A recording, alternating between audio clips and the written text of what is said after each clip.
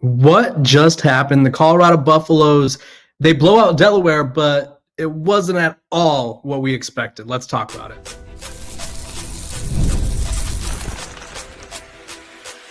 You are Locked On Buffs, your daily podcast on the Colorado Buffaloes, part of the Locked On Podcast Network, your team every day. Welcome to Locked On Buffs. I'm your host, Kevin Borba. Today's episode is brought to you by Game Time. Download the Game Time app, create an account, and use code LOCKEDONCollege for $20 off your first purchase. We're also brought to you by the Locked On Podcast Network. It's your team every day for free and available wherever you get your podcast. So do me a favor, silence your cell phone. So I'm just kidding. That's me. Make sure to like, subscribe, and follow so you don't miss out on a moment of our coverage. Let's talk. I mean, it was a weird win. I think if you just looked at the box score, you'd go, oh, okay, Colorado blew out a team that's new to the FBS 31-7. You'd look at the quarterback situation and be like, oh, cool. They mixed in all the quarterbacks because they were beating them so bad, right? No, that's not at all what happened. In fact, I was questioning the quarterback method of Deion Sanders, but I think Deion Sanders, I'll put it bluntly. He always has the gall to take risks that no one else will, whether it's building a roster through the transfer portal, whether letting basically the starting quarterback spot in the middle of the game, right? He's going into this game because in the middle of the game, each quarterback was going like 2 drives. Then they went to Juju Lewis, and then they went to Ryan Staub. Then after that, it was kind of the Ryan Staub show because he was consistent. And then they put in Juju and Caden Salter. Well, I mean, Caden Salter leads Colorado on a touchdown drive, his first drive, right?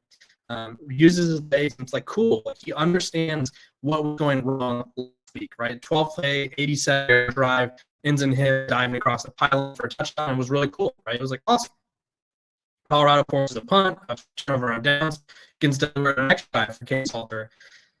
Disappointed because it stalled out. Missed on Zach Atkins for what should have been a touchdown pass, but instead just an air mail in the corner. And Colorado settles for a field goal. It's 10-0. Another Delaware punt, and then all of a sudden, this is where Julian Lewis comes in. And Julian Lewis, and this isn't a knock on him. I still think he could be really good, and I'll get to this a little bit later. I just don't think he's ready right now, right? We're not seeing it from him. The offense doesn't move with him at the helm. And so it was a punt fest for, 1, 2, 3, 4 straight possessions. Then Delaware scores a touchdown. It's like, oh, no, here we go. It's 7-10. Everyone's questioning what Deion Sanders is doing. The defense, which I'm going to get to this in a quick second here, the defense did not play nearly as well as I think people would like to think, right? You only outgained Delaware by 2 yards. I think the tackling was sloppy. They didn't generate nearly as much pressure as I would have liked to see. Delaware got into Colorado's quarterbacks 5 times. They got 5 sacks. Colorado only got 2, right?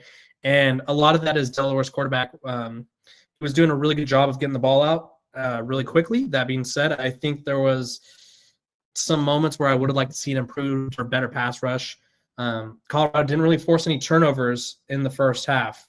And I think that was kind of killer for them. But then all of a sudden, Ryan Staub comes in for the 2-minute drive, comes in with literally 45 seconds left. And it's like, okay, this is kind of unfair to him. Well, marches Colorado down the field, finds DeKalen Taylor for a touchdown, then starts the third quarter with a touchdown to Sincere Brown, just absolutely launches it, which come to find out after the game, he's like, yeah, when I saw them pressing on Sincere with no safety help over the top, I told him to go. And just deep ball down the sideline, beautiful pass, beautiful catch, Sincere Brown touchdown, turnover on downs for Delaware, punt for Colorado with Ryan Staub back in, which he had another brilliant throw to Sincere Brown.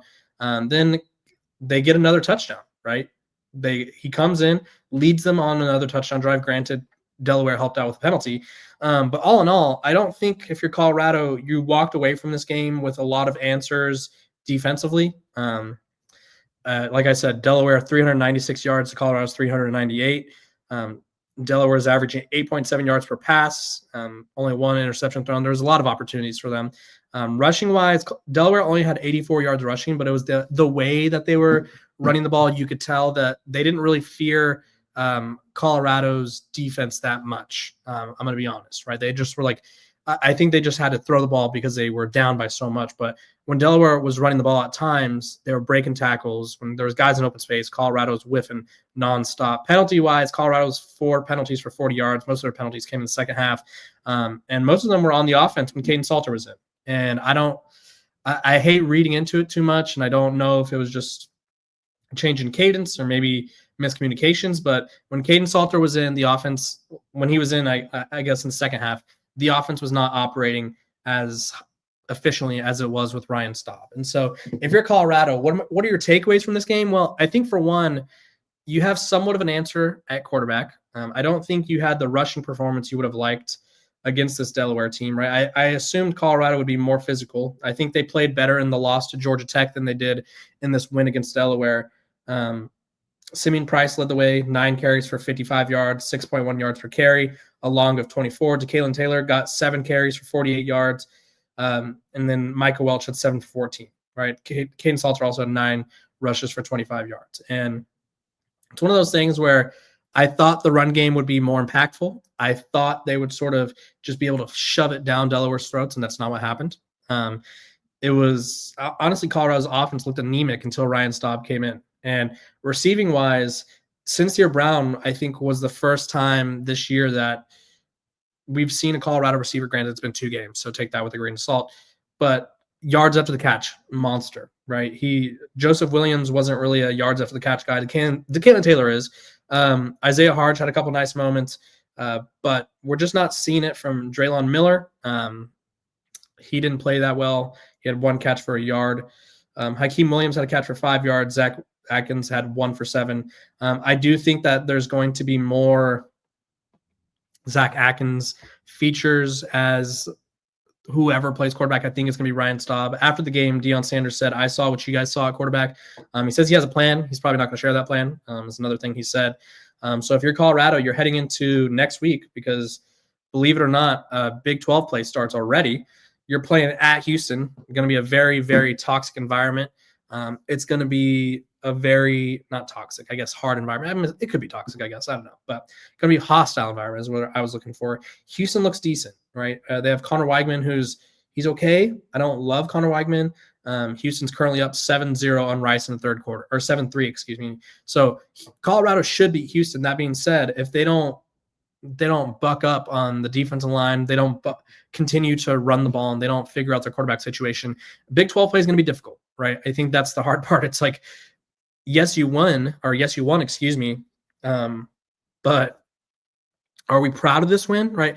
I would say Colorado could be happy that they won, but I wouldn't say this is like a game you go back to where it's like, this is the moment, outside of Ryan Staub maybe, where it's like, this is the moment where things clicked for us, right? I still feel like Colorado has a lot of questions to answer, and I don't think they answered a lot of them. I don't think they've got rotations down at receiver. I don't think they've figured out what offense they're going to run because I don't think they've figured out what quarterback they're going to use.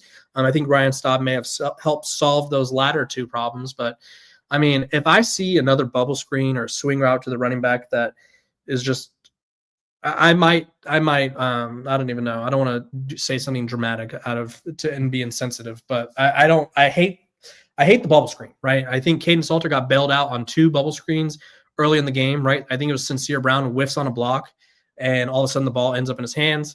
I forgot what the other one was, but it was just like, oh my gosh, like what are we doing? Stop with the bubble screen. Stop with the swing routes. Like, just stop, please. And so Colorado, I think you walk away from this game. If you look at the box score, you're like, oh, it's cool. But if you watch the game, you're like, okay, that was not at all what Colorado was wanting or hoping for. I do think Deion Sanders probably has some answers that he was looking for. But from the overall fan perspective, it's like, I don't think if you're a fan, I don't think if you watch that game, you go, okay, watching that, I'm now confident.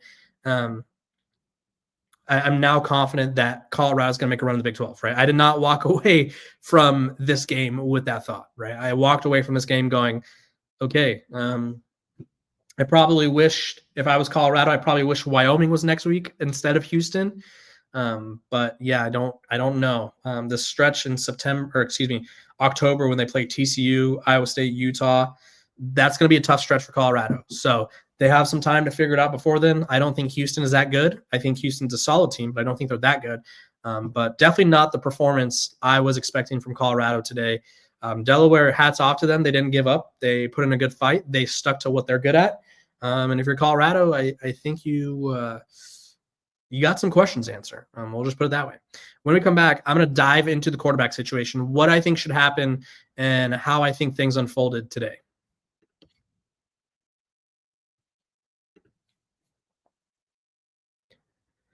This episode of Locked On Buffs is brought to you by our sponsors over at Supply House. Now, if you're not familiar with Supply House, let me tell you, you should get familiar because they're pretty much the best place for anything repair-wise.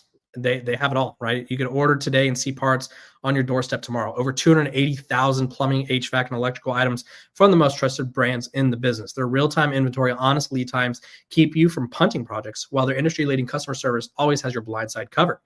If you need parts for a fast project, Supply House has next-day delivery. Talk about a game changer. Join the free Trade Master program today and score serious perks like priority shipping, lower prices, and dedicated support line. Visit supplyhouse.com to sign up for free and use promo code SCHCollege for 5% off your first order. That's supplyhouse.com. Real people, real service.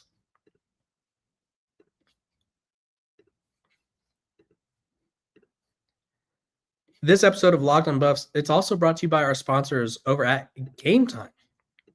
Now, if you're trying to catch a game this year, make sure you use Game Time. College football's back, and I couldn't be more excited. There's tailgates, the rivalries, the energy in the stands. There's nothing like it. But let's be real, actually getting the tickets can feel more of a battle, feel more like a battle than the game itself. Endless queues, hidden fees, prices jumping at checkout. That's why I use Game Time, the app that gives the advantage back to the fans. It's the easiest way to score last-minute tickets at the best prices with no surprise fees. What you see is what you get. It's faster, it's cheaper, and it's less stressful than any other way I've bought tickets. So take the guesswork out of buying college football tickets with Game Time. Download the Game Time app, create an account, and use code LOCKEDONCollege for $20 off your first purchase. Terms apply. Again, that's promo code LOCKEDONCOLLEGE for $20 off. Swipe, tap, ticket.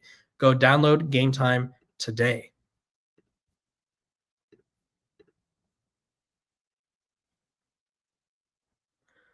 Welcome back to Locked On Buffs. Appreciate you guys for tuning in every single day, making me your first listen of the day. We're free and available wherever you get your podcast. Make sure to like, subscribe, and follow. This weekend, probably Monday-ish, me and him will be recording it tomorrow. Former Colorado defensive linebacker Jordan Dominic is going to be joining the show every Monday morning. We're going to be diving into what goes right, what goes wrong. And if you want to become a Locked On Buffs insider, you could get a film breakdown from Mr. Dominic. You could ask him questions via text message, and obviously it won't be his number, but it's a fun process where you can ask him questions. You can learn football from someone who played for Coach Prime, who's a really good college player, and pursuing a career at the pro level. So get to learn from a pro player. So become a Locked On Buffs insider. I'll drop the link in the caption below. Quarterback situation. I think it's pretty well, I don't want to say it's simple, right? I don't know what Deion Sanders is going to whip out, next week. That being said, if I were him, I would start Ryan Staub, right? I would have Caden Salter as the backup. I would have Caden Salter as sort of a wildcat quarterback, mix it up kind of guy. That being said, Ryan Staub is athletic. Because he looks like me, he's considered sneaky athletic, if you know what I mean. And that's he ran track in high school. And for those of you that don't know about Ryan Staub, backed up Shedeur Sanders the past 2 years. He didn't play a lot, but he did well in the games that he played with Shedeur out or just in mop-up duty. And he showed the ability to push the ball down the field. He showed a knowledge of the offense. And I think the team was – and this is the hard part about football. I mean, every sport has this. Every team sport has this, right?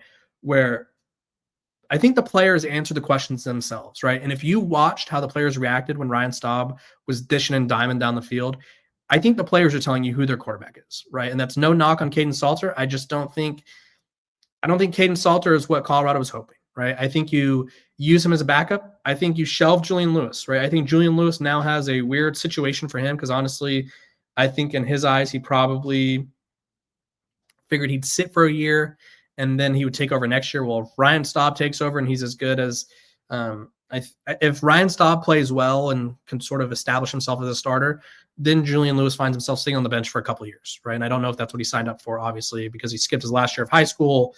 His main goal was playing right away. And yeah, I think if you're Coach Prime, there's no need to rotate, right? I think it was unfortunate, really. I felt bad for Kaden Salter. I truly did, because he played relatively well to open the game, right? You lead a touchdown drive, you kind of run a little bit, you scramble, you use your legs. I don't think the play calling really helped him. That being said, he missed some throws, right? He missed Zach Atkins in the corner, right? And when he came back, and I think this is the hard part, this was the tough watch. You could tell I'm very big on body language, right? I'll call myself a body language doctor, if you will.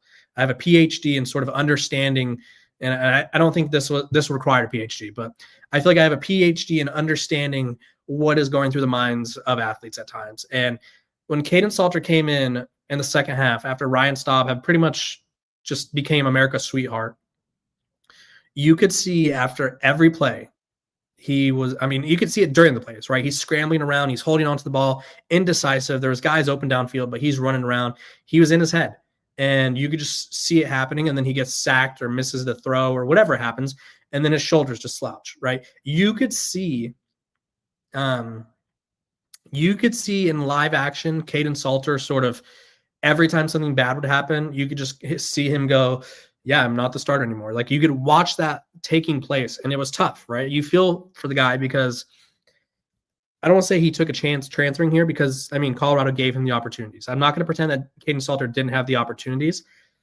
but this is his last year of college football, right? And I don't think Kaden Salter is an NFL quarterback.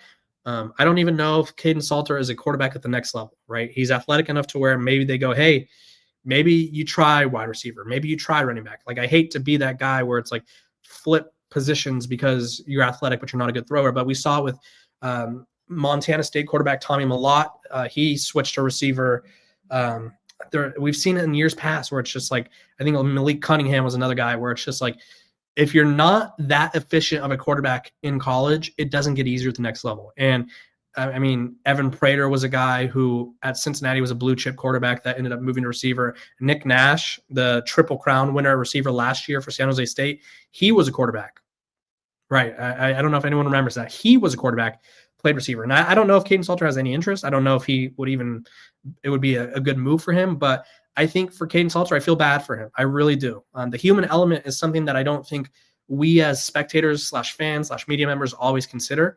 It is real, right? Kaden Salter is a person, and I'm sure he's heartbroken right now because I think in his head he's probably like, I just lost my last opportunity, right? He starts his career at Tennessee, gets kicked off the team, transfers to Liberty, backs up Malik Willis for a year or two, and takes over as a starter, Conference USA MVP, on top of the world, could have transferred, didn't, returns, has a down year last year, and now this is his last year of college football. And as it looks right now, I don't think he's the guy for Colorado. And that's a tough pill to swallow for him, I'm sure.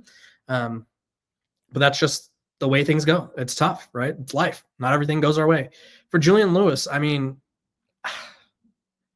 think Julian Lewis has tons of potential. I don't know. I think being at Colorado this year will help him develop. I don't really think he's ready to play at all. The offense, everything looks too fast for him. And it's not a knock on him. He's 17 years old. He enrolling early as a quarterback has not worked out for a lot of guys. JT Daniels had a rough go at it. Quinn Ewers had a rough start to his career. I don't really know if you would say it worked out for him. Like, if you're saying because Quinn Ewers was the number 1 overall recruit, perfect rated recruit, and projected like number 1 pick. He was ranked higher than Caleb Williams after reclassifying into Caleb's class. And it was like, I don't know if he lived up to that. There's a quarterback over at Stanford named Miles Jackson who reclassified. I don't even think he's ever played. It's just one of those things where reclassifying is risky because you risk running you run the risk of not playing and sitting there. And right now, Juju Lewis finds himself in a weird situation because I think all this time it was like, it'd be Kaden to Juju. That's the handoff. And I think Ryan Staub has sort of thrown that off. And like, if you're Colorado, if you have a good quarterback, you can't really worry about sparing feelings, right? If Juju Lewis isn't the guy, like if they have a quarterback battle next year or in the next week or so and Juju Lewis isn't the guy, you can't be like, oh, he was a 5-star, we feel bad for him, right? Because, it's a business, right? If any coach in college football can't afford to have a down year, it's Coach Prime. And yeah, I think this quarterback situation, I think it seems complicated, but I think the right answer is you start Ryan Staub, you have Caden Salter ready to go, and you only play Julian Lewis if it's out of hand in either direction, right? I don't think you play Julian Lewis any meaningful snaps against any Big 12 teams because I don't think he's ready. I feel like the play calling needs to be better. I think they need to commit more to the run. I'll be interested to see what the run game looks like if Ryan Staub is the quarterback, because obviously Caden Salter was running the ball for 12 to 13 times a game. I don't think Staub's going to do that. But it'll be interesting to see, right? I do think that Colorado has a weird quarterback situation. If I had to predict what they do, I imagine they try to do that thing where they play both against Houston, and I don't love that idea because if it was Wyoming, sure. But if a Big 12 game, it's like, oh, you really want to have this stuff settled. So my take on the matter, you start Staub, you have Salter as the backup / Wildcat quarterback, but other than that, you don't really use him. And I think Colorado has a clear – I think the quarterback battle answered itself today. I think it's as simple as that. When we come back, I'm going to talk about what's next for the Buffs.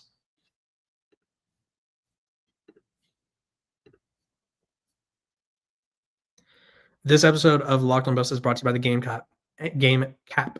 Quick question for all you college football fans out there. If you could go back in time and sit front row at your school's biggest rival, what hat would you be wearing? Yes, I said what hat, what bucket? For me, it would be the game. These aren't just hats.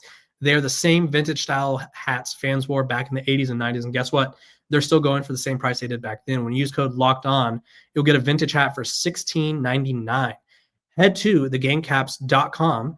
Grab your team's exclusive bar to retro classic design or your bar or retro circle design and use code Locked On for an exclusive discount because legends wear the game.